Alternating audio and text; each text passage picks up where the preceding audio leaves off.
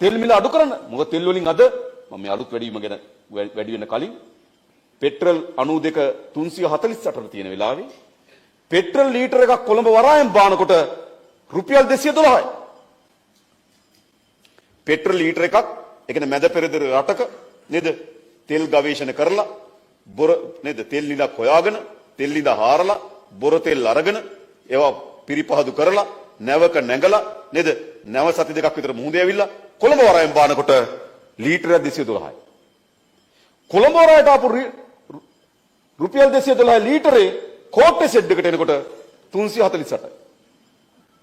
එයි ලීටරයකට ගව රුපියල් 102ක බද්දක්. එයි ආණ්ඩුවට ධනෙනේ. ඒතර මොකද කරන්නේ? තෙල් වලට බද්දක් ගන්නවා. තෙල් ගෑස් නෙවෙයි ජපාන් බයිසිකල් ගේන්නත් ඉඩ හදලා දෙන්නම්. එහෙමයි රටවල් හදන්න. මම අද කියන්නම්. අපේ තරුණයෝ හරි කැමති ජපානයේ බයිසිකලයක් ගේන්න. දෙන්නේ නැහැ. පොඩි කාර් එකක් ගේන්න දෙන්නේ නැහැ. ජාතික ජන බලවේගයේ ආණ්ඩු බලය අරගෙන ඉතා කෙටි කාලෙකින් තෙල් ගෑස් නෙවෙයි ජපාන් බයිසිකල් ගේන්නත් ඉඩ හදලා දෙන්නම්. එහෙමයි රටවල් හදන්න.